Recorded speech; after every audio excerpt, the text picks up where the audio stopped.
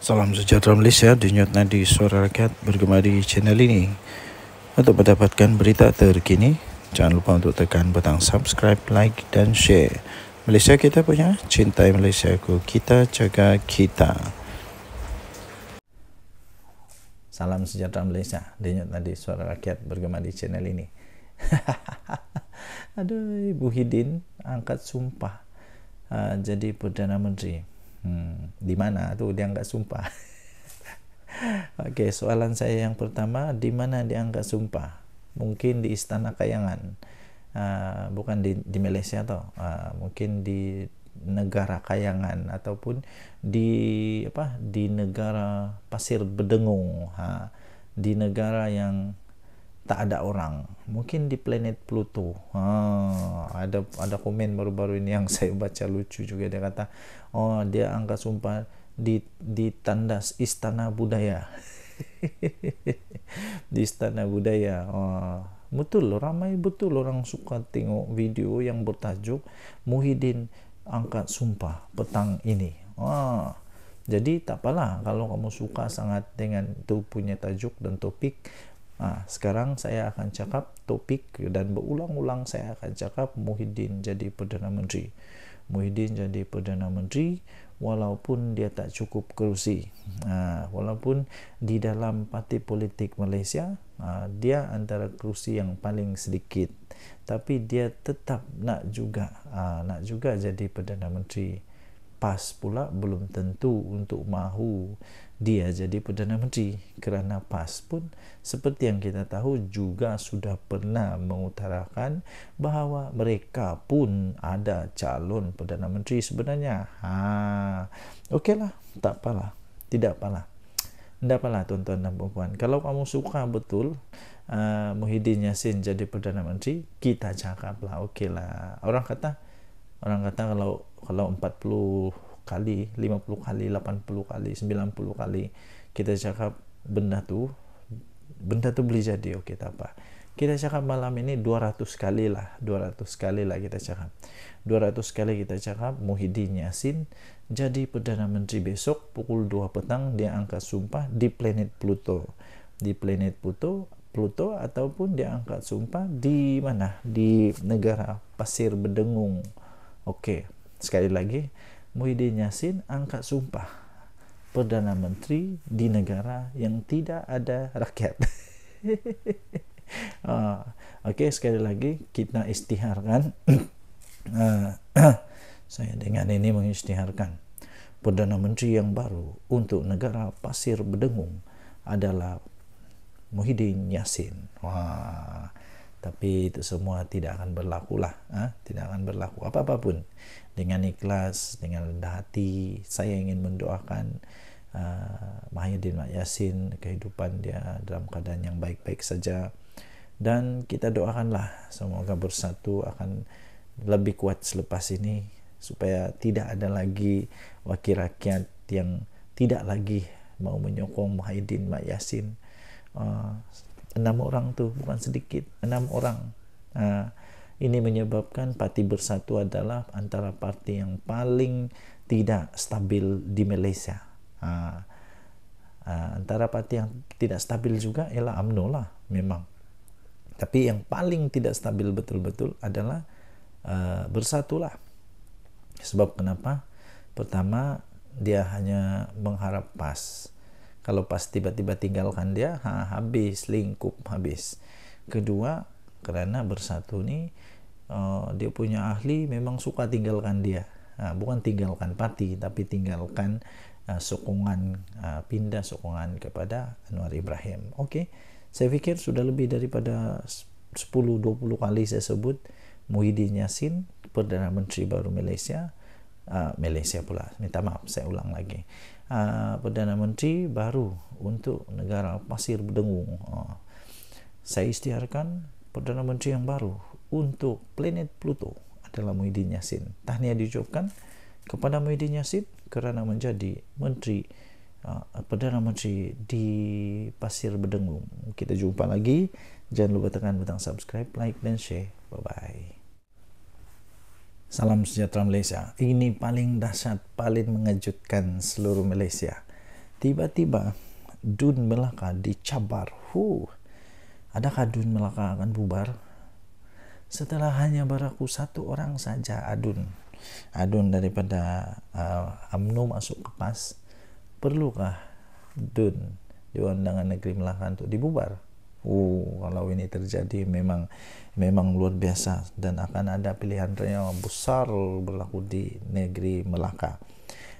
Tak guna berkokok, Adun Sungai Udang cabar Ketua Menteri untuk segera bubar Dun Melaka. Setujukah Anda? Saya tidak setuju. Takkanlah hanya seorang saja yang perlu dibubar. Adun Sungai Udang ni pula memang hebat betul lah. Adun Sungai Udang, Dr. Muhammad Alif Yusof mencabar Ketua Menteri Melaka Abdul Rauf Yusof untuk membubarkan Dewan Undangan Negeri Dun. Mengulas kenyataan Abdul Rauf bahwa UMNO Melaka akan merampas semula kerusi Sungai Udang pada pilihan raya umum PRU yang akan datang, Muhammad Alif menggesa dia supaya segera membubarkan Dun dan mengadakan pilihan raya. Saya cabar YB Tanjung Bidara ini, bubar Dun sekarang dan kita lawan. Bubar Dun Negeri Melaka dan kita lawan dalam pilihan raya, dia kata. Tak guna untuk berkokok begini, katanya kepada Malaysia kini. Sabar dulu, Dun Sungai Udang, sabar dulu. Jangan sampai kamu riak takabur. Ingat apa yang berlaku kepada UMNO yang terlalu yakin las kalah teruk. Jangan sampai nanti kalah teruk mau simpan di mana itu muka. Jadi terdahulu Abdul Rauf yang juga pengerusi perhubungan UMNO Melaka menyatakan kesungguhan parti itu untuk mendapatkan semula kerusi Sungai Udang pada pilihan raya akan datang. Dia menyorot kejayaan sebelum ini di 3 lagi kawasan di Dewan Parlimen Tangga Batu, yaitu Kelebang, Paya Rumput dan Pantai Kundor, walaupun tewas di Sungai Udang. Muhammad Alif memenangi kursi Sungai Udang dengan kelebihan hanya 530 undi saja menentang calon BN Muhammad Ali Muhammad. Aku ingatkan Dr. Muhammad Alif ni. Aku ingatkan Dr. Muhammad Alif ni banyaklah sangat dia punya majoriti. Rupanya majoriti dia 530 je pun. Tak kuat mana pun. Nak takabur pun tak payahlah lebih-lebih. Takkanlah satu saja pun sudah perlu untuk bubar. Kalau begitu susahlah. Mengulas lanjut, Muhammad Alif menyifatkan Abdul Rauf tidak faham realiti di Sungai Udang. Dia berkata ia boleh menjejaskan prospek UMNO, bukan saja di Sungai Udang tetapi juga di 3 kursi lain. Apakah Tanjung Bidara ini tidak mempunyai perisik-perisik di kalangan rakyat, dia kata. Sentimen-sentimen di kalangan rakyat ini, apakah YB Tanjung Bidara ini tak baca dengan teliti, katanya. Bukan, kata Sungai Udang. Silap-silap 3 kursi yang dipegang itu yang terlingkup termasuk Sungai Udang, katanya. Pada masa ini, BN memegang bilangan kursi Dun terbesar di Melaka dengan 21 kursi, diikuti oleh Pakatan Harapan dengan 5 kursi dan PN dengan 2 kursi. Temberang juga nih dengan 2 kursi je pun. Tambah 1 baru 3. Ada 20 lagi kursi UMNO. Suruh konon bubar Dun. Pada pilihan raya negeri, UMNO memenangi 18 daripada 20 kursi yang dipertandingkan. Selain Sungai Udang, parti itu turut tewas di Bukit Katil kepada Amanah dengan majoriti 1057. At least banyaklah 1000. Bersatu bertanding 15 kursi dan memegang kedua-dua kursi PN, iaitu Sungai Udang dan Bemban. Denyut Nadi Suara Rakyat bergema di channel ini. Jangan lupa tekan butang subscribe, like dan share. Malaysia kita punya, cintai Malaysia. Kita jaga kita. Bye-bye. Salam sejahtera Malaysia. Denyut Nadi Suara Rakyat bergema di channel ini. Nampaknya Mahyadin Mak Yassin semakin risau, semakin takut kalau dia kalah di mahkamah kena saman fitnah dan sebagainya. Terbaru akhirnya Mahyadin Mak Yassin tampil dan memberikan pengakuan yang cukup hebat, bermakna. Hebat ini. Muhyiddin kata, saya tidak berniat memfitnah sesiapa. Tidak berniat.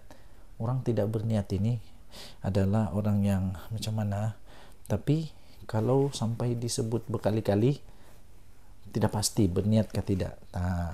Tan Sri Mahyadin Mat Yassin menafikan telah membuat fitnah terhadap bekas Menteri Keuangan Lim Guan Eng ketika beliau mengeluarkan kenyataan media berhubung isu pembatalan percukaian, pengecualian cukai kepada Yayasan Al-Bukhari. Habis kalau kenyataan media pula tanpa niat, mungkinlah kan.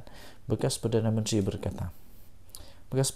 itu berkata beliau hanyalah menjelaskan mengenai rakaman percakapan tambahannya yang diambil oleh Suruhanjaya Pencegahan Rasuah Malaysia pada 9 Mac tahun lalu membabitkan siasatan Jana Wibawa dan yayasan berkenaan. Sekarang dari risau. Terlajak perahu boleh diundur. Terlajak kata padan muka. Ahli Parlimen Paguh itu berkata beliau hanyalah menjelaskan kedudukan dan apa yang berlaku pada dirinya serta tidak mempunyai sebarang niat jahat. Malah kenyataan itu bukan ditujukan kepada Lim Guan Eng, habis ditujukan kepada siapa pula. Muhyiddin berkata beliau menerima surat rayuan daripada Yayasan Al-Bukhari yang menyatakan bahawa pengecualian cukai tidak diiktiraf oleh lembaga hasil dalam negeri walaupun dibenarkan sebelum ini. Dia tahu rupanya. Muhyiddin berkata semua keputusan yang diambil oleh LHDN itu adalah di bawah tanggungjawab Kementerian Keuangan dan Menteri Keuangan ketika Kerajaan Pakatan Harapan. Dia kata begitulah, tapi lain pula yang berlaku di mahkamah. Katanya awam mengetahui beliau dipanggil oleh SPRM untuk diambil keterangan dan selepas beredar dari bangunan agensi terbabit beliau bertemu dengan ramai penyokong dan pemberita. Jadi katanya saya ketika itu sebenarnya ingin menjelaskan bahawa Yayasan Al-Bukhari sudah diberi kelulusan pengecualian cukai oleh kerajaan BN sebelum ini. Tapi saya menerima rayuan yang menyatakan LHDN membuat keputusan untuk tidak mengiktiraf pengecualian cukai itu, dia kata.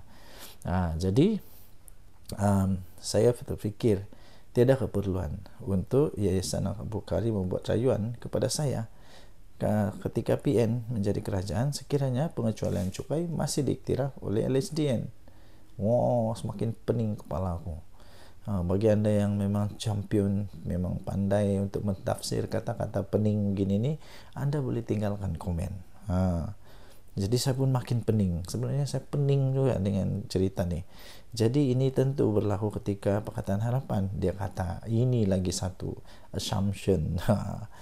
Jadi saya tidak menuduh atau fitnah katanya. Saya cuma merujuk ketika di mana kerajaan ketika itu dan Pakatan Harapan dan hakikatnya plaintiff Menteri Keuangan. Dia kata nanti kita tengoklah mahkamah nanti cakap macam mana. Muhyiddin berkata demikian melalui pernyataan saksi dalam kes saman difailkan Lim Guan Eng terhadapnya yang didakwa mengeluarkan 3 kenyataan fitnah. Okey, anda boleh baca semua ini di biharian.com.my 16 Julai tahun 2024. 16 Julai 2024, saya tidak berniat fitnah sesiapa, kata Muhyiddin Yassin. Bye bye. Salam sejahtera Malaysia. Denyut nadi suara rakyat bergema di channel ini. Kali ini betul-betul kantoi habislah Muhyiddin Yassin ini. Okey, tak apa. Kali ini betul-betul dia kantoi betul kali ini. Dia cuba untuk kasih orang lain yang seolah-olah buat kesalahan, tapi rupa-rupanya dia kantoi. Ini di mana disebut di mahkamah lagi ya, tuan-tuan dan puan-puan. Ini memang memalukan. Pengecualian cukai Yayasan Al-Bukhari sebenarnya dibatalkan ketika Muhyiddin jadi Perdana Menteri. Ketika Muhyiddin jadi Perdana Menteri, rupa-rupanya Mahkamah Tinggi di sini pada hari ini diberitahu bahawa sebenarnya isu untuk pembatalan pengecualian cukai kepada Yayasan Al-Bukhari yang dibuat semasa Tan Sri Mahyadin Mat Yassin memegang jawatan Perdana Menteri. Peguam Guok Ngek Siong yang mewakili bekas Menteri Keuangan iaitu Lim Guan Eng berkata merujuk kepada surat yang ditandatangani oleh pengerusi Yayasan Al-Bukhari, yaitu Tan Sri Syed Mokhtar Al-Bukhari pada 5 Februari tahun 2021. Perkataan baru-baru ini dalam surat tersebut membawa maksud perkara pembatalan atau pembatalan status pengecualian cukai itu berlaku baru-baru ini. Sebelum defendant, yaitu Mahidin Mat Yassin, menyiarkan 3 kenyataan yang berunsur fitnah. Defendant tahu mengenai kandungan sebenar surat itu dikeluarkan Tan Sri Syed Mokhtar bertarik 5 Februari 2021. Guok berkata demikian dalam pernyataan pembukaan pada hari pertama perbicaraan kes saman difailkan Lim terhadap Mahidin Mat Yassin berhubung pembatalan pengecualian cukai ke atas Yayasan Al-Bukhari. Beliau berkata surat daripada Syed Mokhtar itu tidak langsung menyatakan bahawa plaintiff, yaitu Lim Guan Eng atau Kerajaan Pakatan Harapan yang jatuh pada penghujung Februari tahun 2020 sebagai orang yang bertanggung jawab dengan pembatalan tersebut. Dalam mana-mana keadaan, tiada satu bukti atau dokumen pun yang boleh membuktikan plaintiff yang menyebabkan pengecualian cukai diberikan kepada Yayasan Al-Bukhari itu dibatalkan. Malah Perdana Menteri sendiri, Datuk Seri Anwar Ibrahim, ketika membuat kenyataan itu pada tahun 21 Mac tahun 2023 di Parlimen, yang membongkar dan mendedahkan kenyataan fitnah defendant yang palsu. Anwar menjelaskan kepada Parlimen bahawa plaintiff tidak pernah membatalkan status pengecualian cukai yang diberikan kepada Yayasan Al-Bukhari, kata peguam itu. Sementara itu, Guok berkata keterangan yang akan diberikan di mahkamah dengan jelas akan menunjukkan bahawa pembelaan difailkan defendant semuanya penuh dengan pembohongan, tidak berasas, tidak disokong, dan pembelaan oleh Mahidin adalah pembelaan palsu. Oleh kerana defendant tahu atau sepatutnya mengetahui kandungan surat yang dikeluarkan oleh Tan Sri Syed Mokhtar dengan kepada defendant, satu-satunya penjelasan mengapa defendant terus mengeluarkan kenyataan fitnah secara terang-terangan dengan menyerang plaintiff adalah demi survival politik defendant. Ini penting bagi defendant kerana defendant ketika itu berhadapan kemungkinan akan didakwa di mahkamah. Lim Guan Eng dijadualkan untuk memberi keterangan di hadapan Pesuruhjaya Kehakiman Rosmawar Ruzain pada sesi sebelah petang. Pada 27 Mac yang lalu, 27 Mac tahun 2023 ya, Lim memfailkan saman terhadap Mahidin Yassin kerana didakwa telah mengeluarkan 3 kenyataan berunsur fitnah di Facebook yang membabitkan Lim Guan Eng berhubung isu pengecualian cukai 9, 11 dan 12 Mac 2023. Laporan itu kemudian diterbitkan beberapa akhbar dan portal berita. Bekas Ketua Menteri Pulau Pinang itu juga mendakwa kenyataan fitnah itu juga bermaksud beliau menyalahgunakan kedudukan dan kuasanya dengan memberi kuasa atau mengarahkan lembaga hasil dalam negeri mengenakan cukai dan penalti ke atas yayasan kebajikan itu, sedangkan mereka tidak sepatutnya dikenakan cukai. Denyut nadi suara rakyat bergema di channel ini. Jangan lupa tekan butang subscribe, like, dan share. Adakah kita akan melihat sekali lagi Mahidin Mat Yassin kena di mahkamah? Kita tengok sejarah. Tinggalkan komen. Bye-bye. Salam sejahtera Malaysia. Denyut nadi suara rakyat bergema di channel ini. Tuan-tuan dan puan-puan yang dihormati sekalian. Berita terkini yang mengejutkan seluruh Malaysia. Pastinya ada seorang adun, bekas adun daripada UMNO, kini memang sudah mengubah haluan, menukar haluan kepada PAS.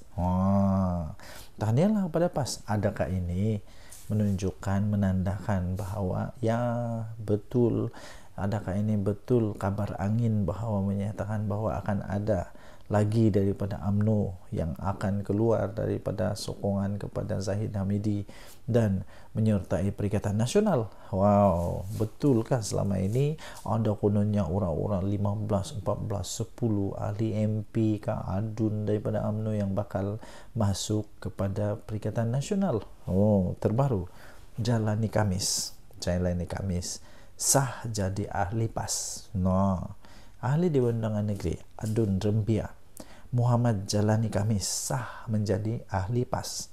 Penyertaan bekas wakil rakyat UMNO itu telah diumumkan sendiri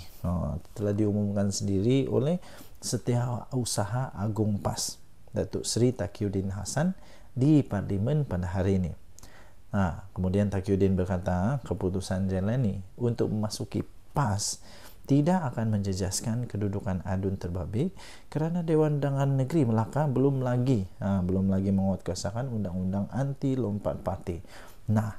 Adakah ini akan menunjukkan bahawa Melaka tidak lama lagi akan lebih ramai lagi Adun daripada UMNO masuk ke PAS?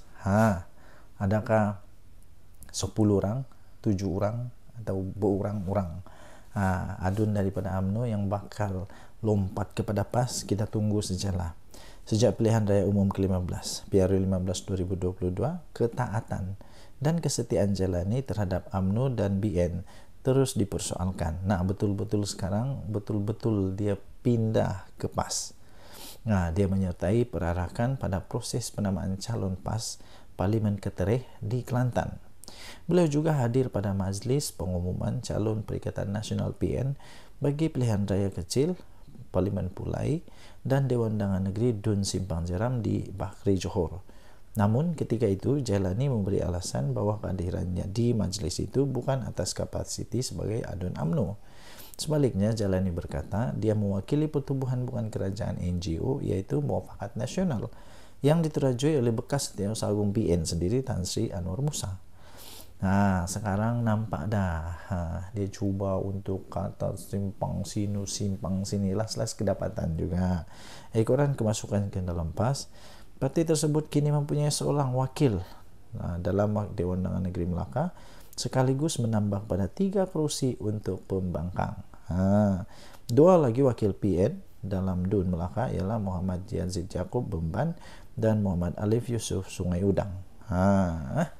Denyut nadi suara rakyat bergema di channel ini. Adakah anda fikir, pada pendapat anda, adakah anda berfikir bahawa selepas ini akan ada lagi DUN dari ahli Dewan Undangan Negeri daripada UMNO di Melaka akan lompat lagi? Kerana seperti yang bacakan tadi, di Melaka belum lagi dikuatkuasakan akta lompat parti ini. Jadi tidak ada apa-apa yang berlaku, tidak ada kesannya kerana belum ada akta ini diperkenalkan di sana, belum dikuatkuasakan. So denyut nadi suara rakyat bergema di channel ini. Tinggalkan komen anda. Kita jumpa lagi. Bye-bye. Salam sejahtera Malaysia. Denyut nadi suara rakyat bergema di channel ini. Ini satu lagi. Pemimpin PAS kena balun habis lagi. Ini berkenaan dengan satu poster yang sampai dilabel oleh netizen sebagai poster ucapan tahniah dari PAS Selangor ini kepada Red Giant lebih sudu daripada kuah. Lebih sudu dari kuah. Betul atau tidak? Terpulang anda tinggalkan komen. Poster ucapan tahniah PAS Selangor kepada pasukan Selangor Red Giant SRG menimbulkan rasa kurang senang dalam kalangan pengguna media sosial. Poster ucapan tahniah itu terpampang wajah pemain dengan menggunakan warna monokrom yang dipudarkan. Warnanya dipudarkan, monokrom. Itu namanya warna monokrom tuh. Tapi lihat gambar pemimpin PAS tuh, bukan main lagi, diwarnakan dengan warna jelas tuh. Sepatutnya yang kena highlight ialah pemain-pemainnya, pemenang-pemenangnya. Bukan yang di highlight itu pemimpin PAS. Mungkin itu poster ucapan tahniah itu terpampang wajah pemain yang dengan menggunakan warna monokrom dan dipudarkan. Sepatutnya itu yang ditonjolkan. Manakala 3 wajah 3 pemimpin PAS negeri yang dilabel lebih sudu daripada kuah itu diletakkan di bahagian bawah dengan warna paling jelas dan terang. Apa benda aja nih? Aduh. Jadi suara kurang senang itu kemudiannya diluahkan oleh segelintir penyokong SRG yang berpendapat wajah pemenang yang sepatutnya perlu lebih menonjol, betul, dan bukan dipudarkan. Nah, ada antara pengguna kemudian membandingkan dengan beberapa poster tahniah yang lebih gempak. Betul, saya ada nampak banyak tau, lebih gempak yang ditunjukkan pemain, bukan pemimpin politik. Aduh. Nah, ada di antara mereka yang membandingkan dengan beberapa poster tahniah yang lebih gempak. Antara poster dari Menteri Besar Terengganu sendiri, Datuk Seri Dr. Ahmad Samsuri Mukhtar, yang dipuji kerana meletakkan wajah pemain sebagai highlight utama. Sebagai highlight utama. Ini contoh dia. Itu barulah patu. Sementara itu ada yang berkampan isu poster terbabit tidak perlu diperbesarkan kerana ia sekadar poster ucapan tahniah. Namun ramai yang lebih beranggapan poster itu lebih kepada mahu tumpang glamour. Poster lebih mahu tumpang glamour. Jadi ramai yang beranggapan poster seperti itu lebih kepada mahu tumpang glamour. Mungkin mereka kata dia lebih tumpang glamour kerana yang di highlight bukan pemenangnya. Lagipun kalau saya tengok ucapan tahniah daripada Menteri Besar Terengganu, muka tak ada tau, tak ada pun muka dia. Tapi yang ini memang muka dia yang paling jelas, berwarna penuh lagi. Seolah-olah patutlah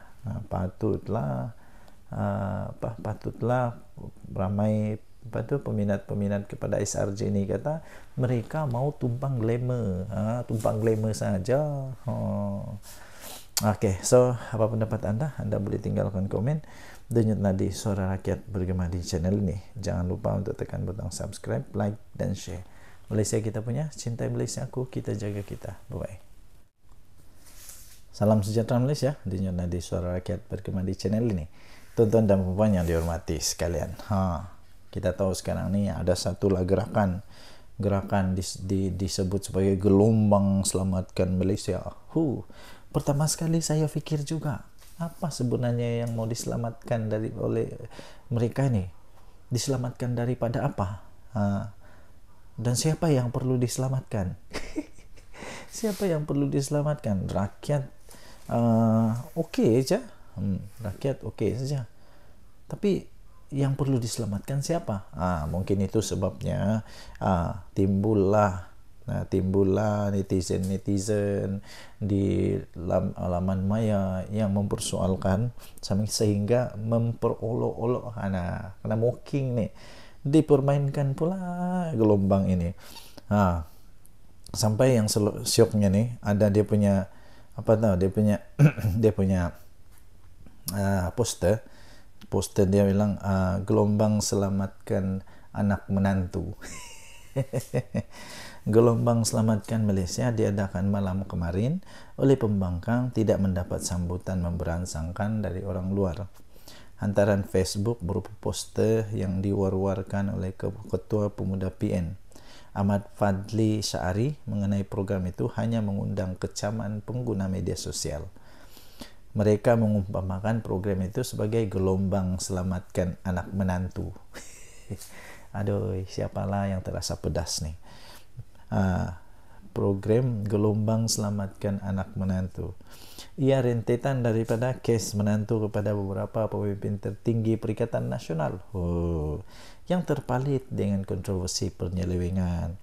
Beberapa foto program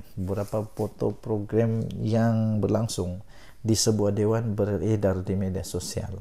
Penyokong mengatakan program itu full house, dihadiri orang ramai sehingga memenuhi dewan. Namun melihat jumlah kehadiran yang dikatakan sekitar 200 orang sahaja, ramainya 200 orang, netizen mengatakan ia seperti perjumpaan ahli-ahli PAS saja. Ahli-ahli PAS saja, mana yang lainnya? Takkan gelombang selamatkan Malaysia dihadiri 200 orang dan ahli PAS saja. Macam mana tu? Ini satu antara ni full house gelombang selamatkan Malaysia, dia kata. Tapi bila dilihat hanya lebih kurang 200 orang dan semuanya macam ahli pas saja. Menurut laporan inilah. Ketika ini, peranan pembangkang yang mahu selamatkan Malaysia pula dipersoalkan kerana kumpulan itu lebih banyak meninggalkan sidang parlimen ketika isu-isu besar berlaku.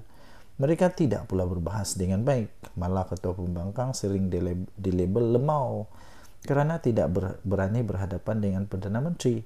Suatu sesi pertanyaan Perdana Menteri. Seorang penyokong Tegar BN pula berkata ceramah kemarin langsung tidak menyentuh tentang usaha menyelamatkan Malaysia, tetapi banyak menyerang UMNO. Komen dia, aku tengok ceramah himpunan gelombang selamatkan Malaysia semalam bukan pasal nak selamatkan Malaysia pun, dia kata. Semua berceramah dok mengatakan UMNO saja. Semua cerita terkini dalam UMNO depa dok jajah malam tadi, katanya. Obses betul dengan depa dengan UMNO ni. Crowd hadirin pun tak ramai, sedih. Ciap individu bernama Tun Carlos. Tun Carlos ni saya selalu tengok juga. Okey, anda boleh lihat laporan ini di harapandaily.com. Gelombang selamatkan Malaysia dipermainkan oleh netizen. Kita jumpa lagi. Bye-bye. Ini betul tepat sekali.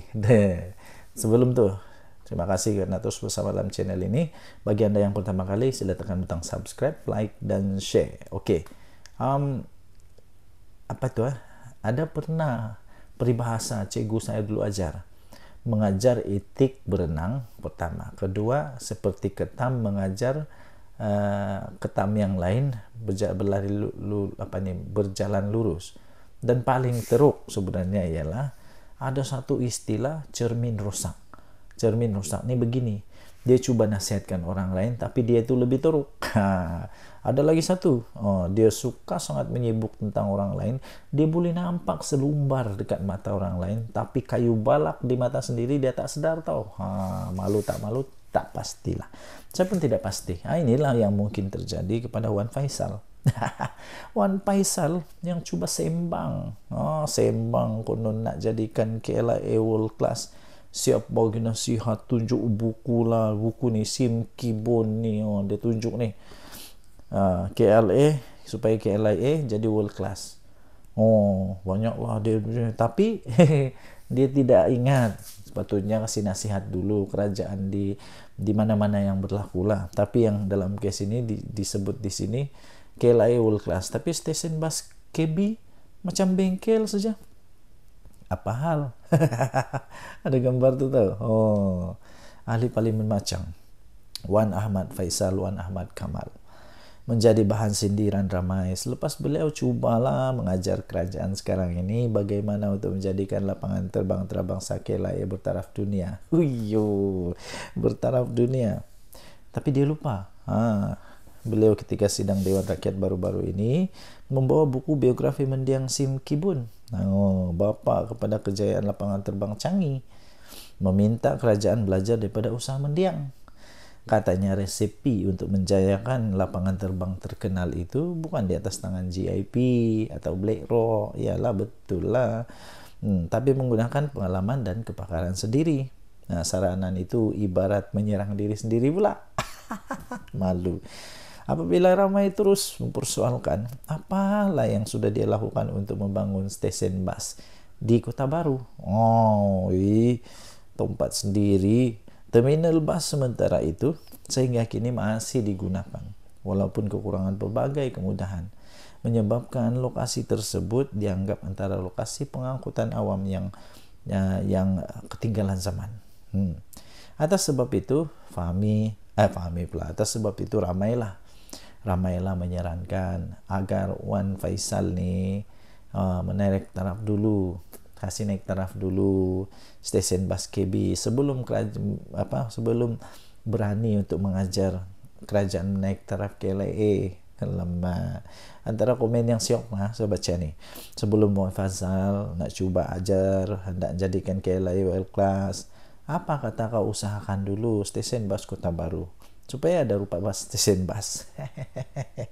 Kemudian baru cerita teori kau di parlimen. Kemudian ada lagi orang bincang masalah MAHB, dia bincang masalah stesen bas. Aduh. Ia kemudian dibalas pula semula oleh pengguna X. Ya, tersebut dengan ringkasan paling mudah untuk difahami. Wan Faisal ceritanya macam ini. Kalau stesen bus yang mudah macam ini pun kamu tak reti nak urus, bagaimana kami nak percaya kamu boleh uruskan airport pula? Oh, betul. Kalau stesen bus pun tidak dapat diurus, tak reti nak urus stesen bas yang kecil itu, tak dapat nak urus, ini janganlah cuba-cuba untuk urus airport pula.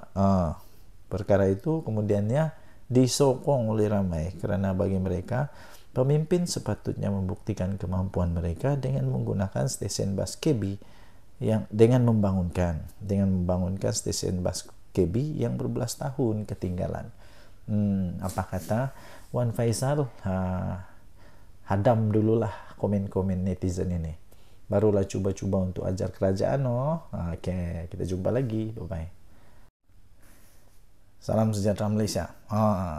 Mahyudin Mat Yassin, memang kali ini dia termakan dengan senjata sendiri, dengan senjata makan tuan lah, kena sendiri kali ini. Apa tidaknya dia antara orang yang paling kuat menentang, tapi kali ini dia sendiri dapat masalah dengan penentangan yang dia buat tu.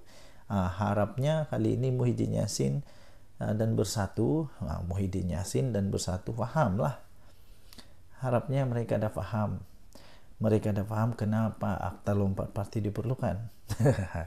Dulu waktu dibentangkan oleh Menteri Undang-Undang, siapa yang bangkang dulu, siapa yang bangkang betul-betul.